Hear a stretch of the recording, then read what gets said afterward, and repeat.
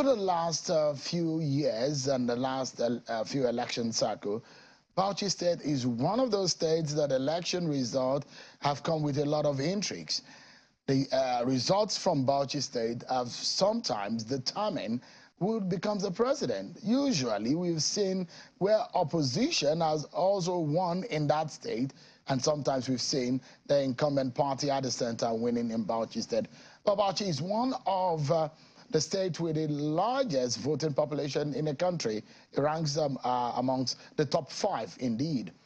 But the governorship contest in the state has come also with a lot of intensity, and the race now is very, very interesting. Tonight, we'll be speaking with the candidate of the People's Democratic Party and the incumbent governor, a former Minister of the FCT, Senator Bala Mohammed, who joins us virtually from Bauchi. Thank you so much, Your Excellency, and I appreciate your being on the program tonight.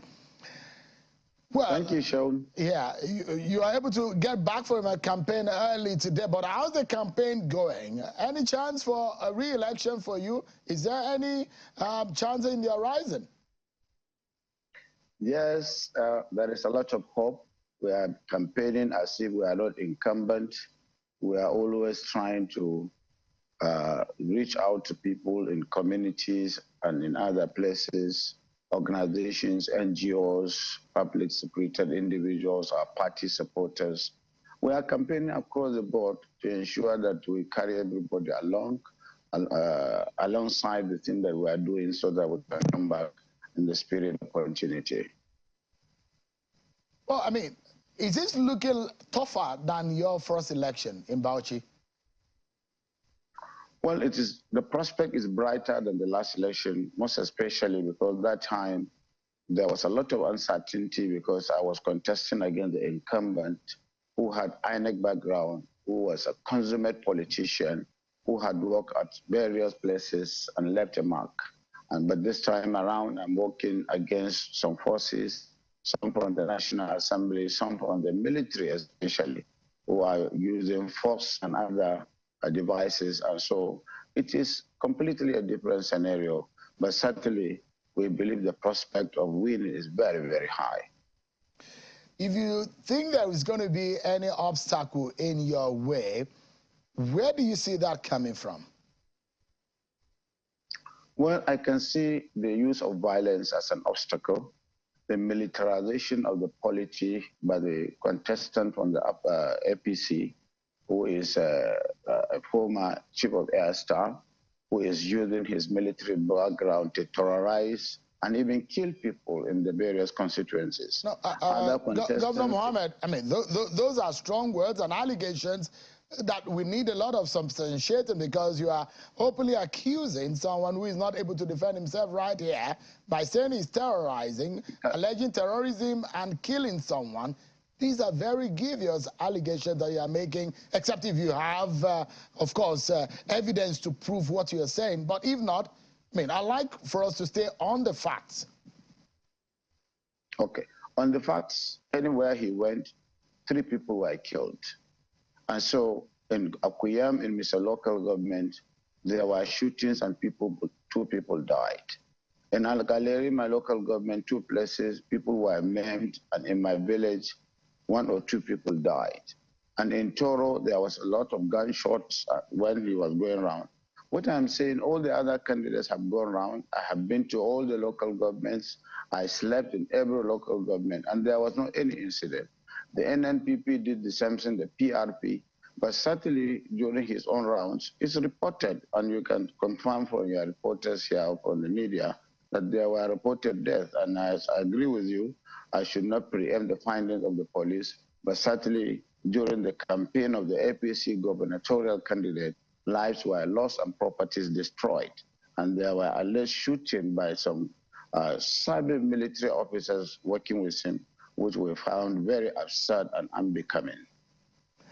Those are very strong allegations, but of course, so that we can clear the air, and of course, it's so sad that people's lives are lost in an election period. It just brings back the memory of the 2011 election, where we saw some deaths in Bauchi, and nobody is expecting that kind of scenario to ever happen again. We do not need any bloodshed for the sake of an election in this country. But I'd like you to respond to this, Governor Mohammed. This is a statement from Air Marshal Sadiq Abubakar, your opponent of the APC. I'd like you to listen to him, and I'll get your response to what he said. And this is where he's saying that you are, in fact, the one behind all of this violence. Take a listen to him. I want to finally appeal to our APC supporters. Don't be distracted by these fictitious claims of the PDP. As a state, we are united that this government has failed and that we are going to send the government packing by the special grace of God on the 18th of March. The people will speak, and on that day, I hope they will not come out with tax, because we are also monitoring what they are doing. And I know there's likelihood that they might end up coming out with tax. But I'm sure the security agencies that we have are equal to the task. They are also monitoring everybody. And I want to call my supporters, APC supporters, wherever they are in Bauchi State, not to shed anybody's blood and not to take anybody's life. And I challenge the governor to make this simple sentence, if he can. All right. So, Governor, that is on one hand what Mr. Sadiq Abubakar said. There is another part relating to the violence that we've seen, which I would like to also listen to. And this is what he said. I believe that the people of Bauchi will finally speak on the 18th of Saturday. In Duguri, my security details were shot. You have Mohammed Winti. It's not this fictitious 15 people were wounded. Who are the 15 people? I'm giving you names which you can verify and where they are.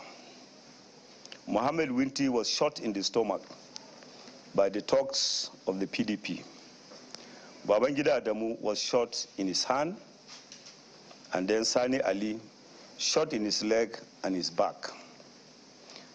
Two of the guys, that is Mohammed Winti and Babangida Adamu, have been operated. They underwent surgery this morning. It's extremely sad.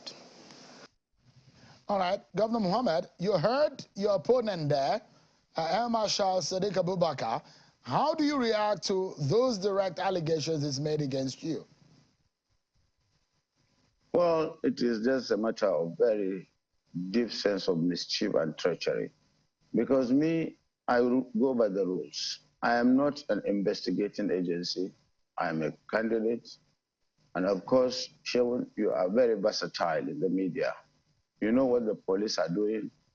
We have subjected ourselves to investigation. At least I visited everywhere. There was no incident of fighting. There was not even incident of stoning or yelling. But certainly anywhere he went, he just mentioned some people who were involved in the fracas. He carried a serving member of the Federal House of Representatives to my village who carried vehicles full of thugs and hoodlums and charlatans with guns, following people into their houses. And of course, they have been invited to come and account for this. And that is why the police have declared one of his members wanted, because they believe they are above the law. They believe they can unleash terror on people. And to me, the decision to be made on the 18th of this month is very, very auspicious. I'm waiting for this day because there is no failure associated with me. My pedigree and antecedents are there as a politician from the NCT, as a civil servant, and where I found Bauchi and where it is today. Definitely all this campaign of propaganda, or campaign of calumny will not serve him anything. Definitely, from all indications, he's the one planning thuggery and violence, and he's trying to just create a decoy so that people would think it is the PDP. If we had any history of violence, it would have been seen when we are campaigning. Why is it that it's only during his own campaign trail that you witness violence and all this unpleasant development? But certainly the police are investigating and they have declared one of their own wanted. And the people who died, they are there. And of course, we have gone on the commiseration and visit and so on and so forth. Most of them are on the run because you don't campaign with hundreds of talks imported from somewhere, not within the state, and you think that the police will not know. If there was any invitation from the police to me, I will go there. On that fateful day that it happened in my village, we were all gathered at the police headquarters and we signed peace accord across all the gubernatorial candidates. But he chose not to be there. He decided to refuse to sign the peace accord because he does not have anything peaceful. He decided to go to my village and unleash that havoc. But certainly, as I said, I will not preempt the investigation of the police, who have so far done very well. We didn't expect them to do as well as they are doing, because in spite of his boasting that he is a military general, that he will take the state by force, you can see one of them is on the run. And certainly, I have even challenged the police to call him and take statements from him and take statements from me. I cannot see any reason why a retired general will be going with armed military people or with live bullets. There is no politician that will not go for a campaign and he will hear unpleasant noises or shouts. All right. That Bama, we are not Governor, doing, and so on and so on. Governor, so that we're not dwelling too much on one issue because there are several issues. So you've written to the president, you've written to President Buhari, and yes, I was coming to that. Yeah, you wrote to President Buhari for help. Does it look like things have gotten out of your hand as a chief security officer? What exactly are you asking the president to do for you? We are asking him to intervene. It is not only me, all the political parties, because he appears to be having his way with the security agencies, especially the military ones, because right now people are coming into town on motorcycles, on military vehicles, terrorizing youth groups and the rest, and threatening them that they should not come out and cast their vote and wait because they are working for Sadiq Baba Abubakar. He himself is bragging in his campaign and what have you, and his advertorial, that he is going to use the military to come into power. I believe March 28th will prove everybody right. We wrote to the police, and also the Association of Political Parties have written. You have seen the advertorial. It is not just me, it's all of us, because we have never had it so bad until when he came into politics, and thinking that his failed antecedent as a military general from the air will make him win election by bringing the military to terrorize. So Mr. Governor, let's quickly move. I'll go into politics quickly and then dwell on what you plan to do should you be re-elected as governor, and we'll do a quick assessment of your first time in office, which your opponent described as a failure. But we'll allow you to be able to tell the people of Bauchi and Nigerians what you have been able to do in those years. First and foremost, what is going on? It does look like you have political opponent. Not only internally, you have them externally also, outside of your party. And there are those who are angry with you in your party. There are those leaders of the PDP who are not working with you. What has gone wrong? Most of those people that have ganged up with Air Marshal Sadiq Baba Abubakar are not members of my party. There are people like the former Governor Ademo Moazu, who's proposed right from the onset that he was not supporting me, but he would support the PDP presidential candidate, and as well as the former Speaker of the House of Representatives, who is with the presidential candidate of the PDP and not with me. That is very all right. That is exercising their universal suffrage. I don't take them as anything that will make or mar my own election, because they had never supported me even when I came at the onset. In fact, Dogara benefited from my goodwill to win election when the former governor chased him and his elves out of Bauchi, and I was able to give him a platform on the PDP. As usual with him, he defected as soon as he won. So I don't have any problem. The same forces or the same stakeholders that I have are still around, and they are working very hard with me. You can see how far we have won. We won 7 House of Rep seats and 2 senatorial seats. And of course, with or without them. And of course, our presidential candidate won was with about 115,000 votes in Bauchi. Ours is just a day of waiting for to be announced, because we believe these people have never been with me, and I am now counting on their support. Certainly, politics is full of this. I can never be on the same seat with those people who believe politics is an opportunity, leadership is an avenue where you will gang up and take the common resources or commonwealth of the people. We have different approach to government. I have tried my best to provide a platform where we will come and renew and build a new Bauchi, but that is not what they want. They want to settle scores. Mazu will want to settle scores with me because I defeated him in 2007 trying to become senator. Of course, I have apologized to him as a younger brother and pleaded with him to come and be with me, but he wants to take his pound of flesh. There's an old man here who was dethroned as a waziri, and he is also trying to take his pound of flesh, because I don't mind if he tried to, but he will not succeed because he was dethroned by the emir, as well as other disgruntled elements who have no political value or capital to affect my victory by the grace of God. So, I mean, in all of these struggles that you're going through politically, when you have your party men and women who are working against you internally, and you have the opposition also trying to eyeing your seat, it's a tough one. But the vote will be from the people of the state. What would you be telling them, or what are you going to tell them tonight that will make you deserving of their votes on Saturday? What would you say you have done that will be enough to convince them to vote for you? First of all, for those who are not with me, I wish them well, and I believe they should see politics as a give and take, and I will take whatever verdict the people of Bauchi will give, but certainly I will not change my principle of trying to build a new Bauchi, where I want to take people in that collective journey from where we were before, where everything had deteriorated in terms of services and infrastructure. For those that I am trying to really convince to vote for me, they are already convinced, because so many people from the other political parties have already defected. Even a senator who contested in the last election against the PDP had come to our side, and so many contestants. So they have seen the value of what I have done in terms of looking at my achievements from where we were and where we are today.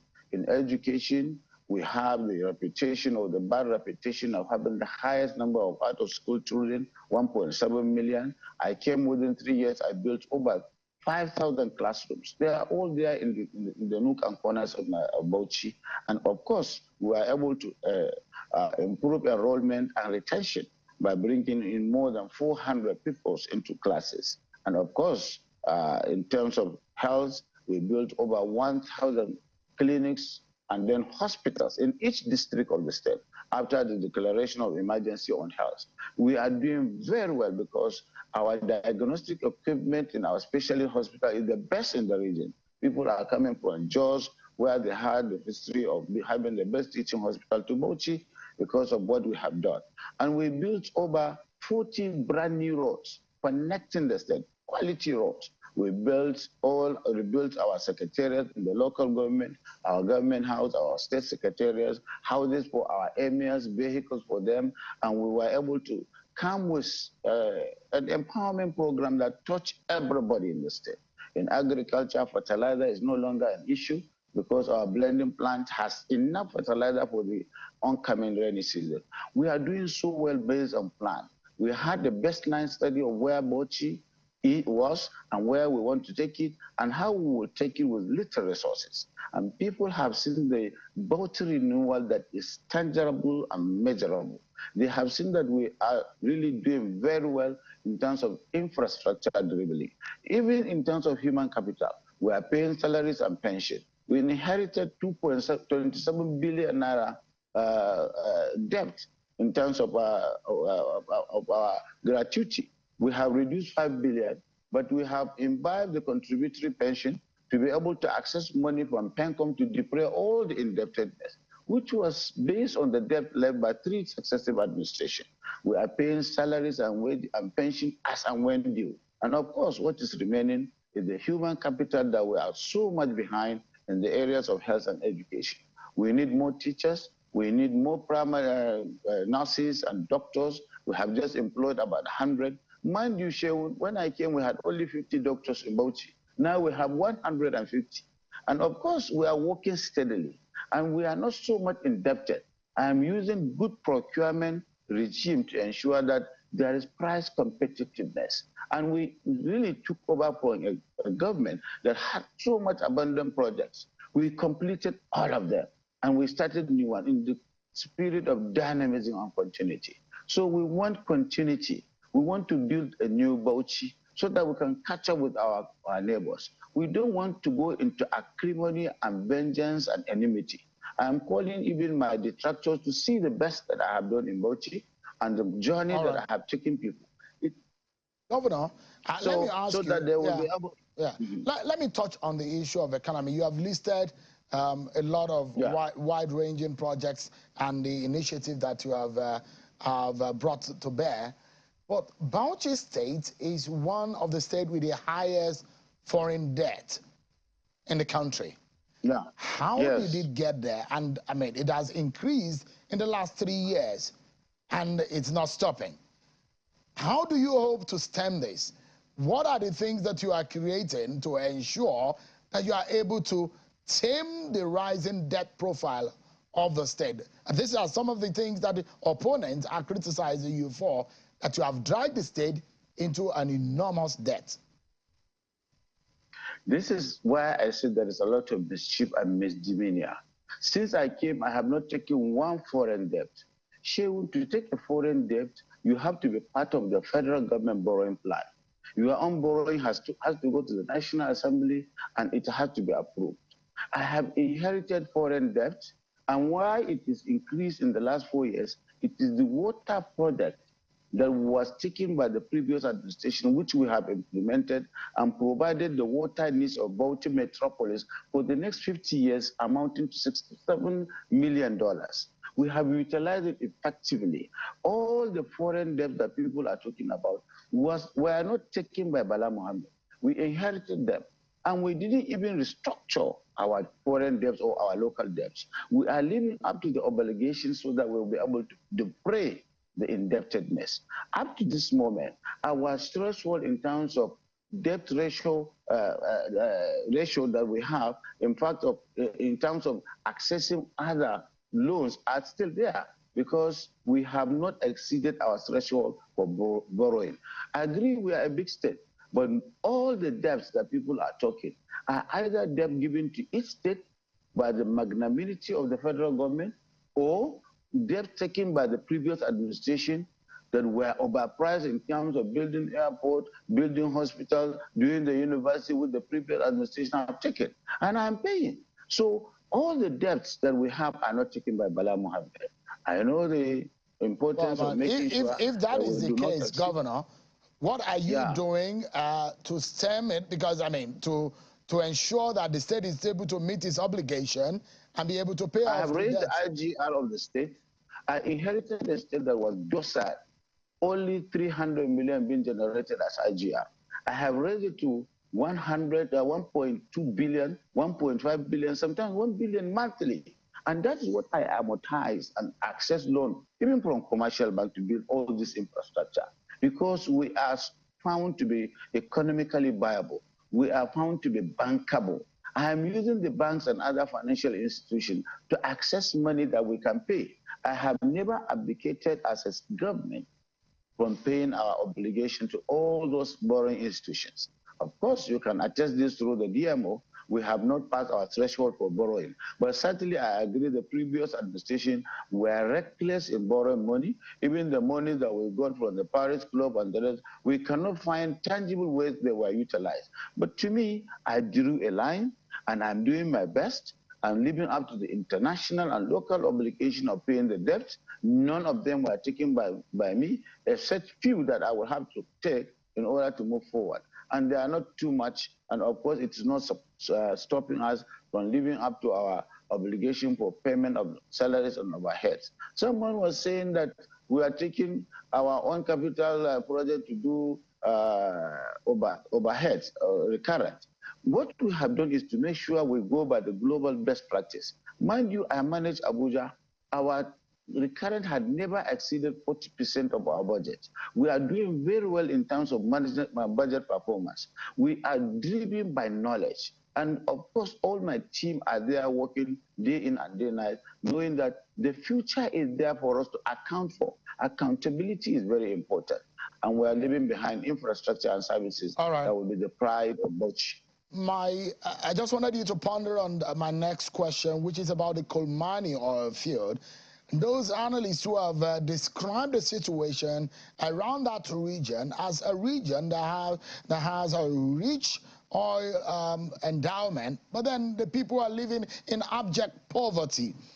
Is there any plan by your government, or perhaps should you be re-elected, do you have any specific plan for the exploration of oil in that region as a state government, considering the history and the plight of those who live within the Niger Delta region of the country, where we've seen agitations of environmental degradation over the last few years?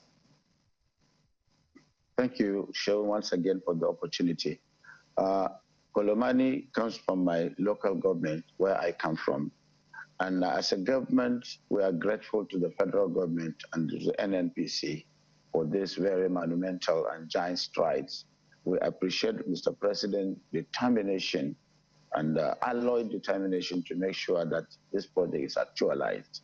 As soon as we heard that it is about to come on board, we were able to come up with plans, not only at the government level, but at the sub-regional level, where we discussed extensively at the Northeast Governors Forum, and of course we as a government, to leverage on this so that we can create the level playing field for us to benefit maximally, and especially the communities that are there.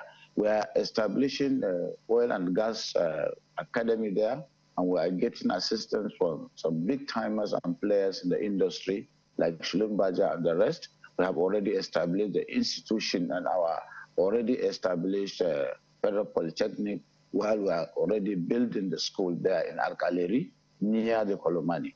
But then we are looking at the whole gamut of environmental challenges, especially the issue of community relation and community engagement, vis-a-vis what happened in the Niger Delta. If we don't manage it very well, it is going to be a monumental humanitarian disaster, because it is going to be in situ development of oil and gas potential, where you need to bring out the raw oil, the oil and gas out of the place, and then develop it into various forms, maybe for power, for that is energy, and to convert it into PMS, petroleum, and to create all the gamut of developments like depots and so on and so forth. So we have to really take mitigating measures and to make sure we leverage on all this by providing the human capital that is required to exploit it.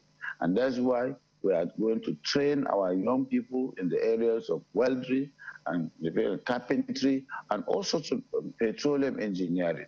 And we're getting a lot of support from allied bodies in the petroleum industry. And in the next 1-2 years, if I'm back on seat, I will do my best to make sure I provide an institution for training, and of course get investors that are going to benefit on other ventures that are going to be connected with the institute development of the oil and gas potentials of the area. Those look like good plans, and I hope that since this is a plan, should you be re-elected, at least the people of the region, their lives should be better. If under their feet and in their environment, there is enormous wealth. But let me take you to one area that is very sensitive. There are a lot of agitation also in Bauchi State in this regard, and that's to do with workers' wages. You said a few months ago that over 6,418 ghost workers were discovered in Bauchi payroll, and almost 1 billion naira is being saved in the payroll, pruning of the payroll. But there are some concerns, though. One is the fact that the people of your state, your workers, are complaining that the 30,000 minimum wage is just too meager. Inflation rate has gone skyrocketed. Food inflation is a major problem. Now scarcity of fuel, scarcity of cash and naira is adding to their problems. Are you planning, or do you have any plan, to increase salaries of workers in Bauchi State? We don't have any plan for the increase of salaries, but we have a very robust plan to ensure that we implement the minimum wage. We are the only state in this part of the country where we have implemented the minimum wage scheme of the federal government, not only at levels 1 to 12, but level 12 to 17, with consequential increase in terms of giving arrears to the workers at the highest level. And we are trying to create a wage, a civil service scheme where the condition of service will be good, where the welfare will be good, where some of the allowances will be returned in terms of end-of-year allowances and so on and so forth. But certainly the wages are even dwarfing development. Overheads, that is recurring expenditure, is almost overtaking the capital expenditure. And we have to manage it because of the global best practice. But certainly we are very conscious of the welfare of the workers. When you say that minimum wage, you are going to increase minimum wage to how much? What is the mark that you're working? Okay. It is 30,000. So you don't plan to increase it? There is no plan to increase it. We want to implement it to make sure that everybody gets it from level 1 to 17. And we are the only state that have been able to achieve. I don't want to deceive and delude workers that I will do this, I will do that. But certainly there are promotion, there are consequential allowances that come with arrears in terms of the promotion have been done, even for teachers. Certainly recently we promoted over 6,000 teachers by giving them promotion and waiving what is normally the established practice of examination, that is verification exercise and what have you, to make sure that at least we remove the state of poverty. Is it that the state does not have the capacity, Governor, for an increment in minimum wage? We don't have, because we look at our indebtedness. We have just spoken of our indebtedness and our debt system, so that we can be within the threshold of be able to pay the debt that have been taken, as well as pay remuneration as and when due before the 30th of every month. All right. And so we have to look at everything collectively, but certainly we want to improve on the year of service from 60 to 65. Okay. Because after all, we have problem of human capital. All right. And of course, we make sure that what is due to the workers is given to them as and when due. Now, I'm very sure you must have heard this. There's those of the workers in Bauchi State who are still complaining that they are being owed salaries. You have insisted that you're not owing anyone. But the workers, some of them are saying, since I can tell you where this thing comes. We have a problem with our own biometrics in terms of the ministry, the MDS department and agencies. We have not decentralized the payment of salaries to the ministries, department and agencies. Local governments have minimal or maximum autonomy to pay their salaries. There is no complaint from anyone. But anywhere, even in the FCT where I was, there will be 1 or 2 cases where the issue of variation order, I was a personal officer where you are given promotion and then it is not implemented, and your name may be exited either because of the year of service that you have imputed wrongly. We have computerized our payroll. We have computerized our nominal roll in such a manner that if there is any minimal misdemeanor, it will be exited automatically and it will be subjected to manual verification. We have to go by the rules. Certainly, I will not emphasize the issue of 1 or 2 cases, which is normal in any service. But we as a government, there had never been any deliberate policy of not paying salaries like other states do for any month for any person, except it is exited by the computerization of the system and by the system. All right. But certainly there is not any deliberate plan. Finally, still have a long list of questions, but this is going to be the final one for you, Governor Mohammed. I mean, should you be re-elected as governor, what would you like Bauchi to be noted for or to be known for? I mean, every state should have its own identity. I mean, in the Second Republic and the Third Republic, there are regions of the country that you can identify with one aspect of the economy or the other. Bauchi State is such a state with enormous landmass and enormous population and potential. Now, Kolmani is also there. What should we be looking forward to that Bauchi should be noted for? Do you have such a plan? Already God has made us to be noted for oil and gas. What we want to do as a state, we have taken our best line studies on agriculture. And we have come up with a very robust agri policy that is going to encourage Nigerians, irrespective of their backgrounds, members of the international community to come and farm, because we have the largest, rich, loamy soil in Bauchi that can be used for agriculture, that is running fallow. And we want to make sure we do agriculture in a manner that will serve the region or the sub-region. Of course, even at the moment, we are a rice state, only that we don't make noise. We have so many rice mills, so we want to be known for agriculture. Are you there? Somebody has come in, SOS. Sorry, apologies for that. Certainly, certainly we want to do a lot of mechanized farming, and we want to do it in such a manner. Already we have started. We have given somebody from Kano 10,000 hectares. We have given another one 10,000 hectares. We were leveraging on the CBN framework of taking money out district by district, senatorial by district, but we want to do farming. And we will now create the marketing and the value chain around those crops. Already in terms of sesame, we produce sesame more than any state of the Federation, up to the tune of $1 billion, but we don't benefit from the value chain.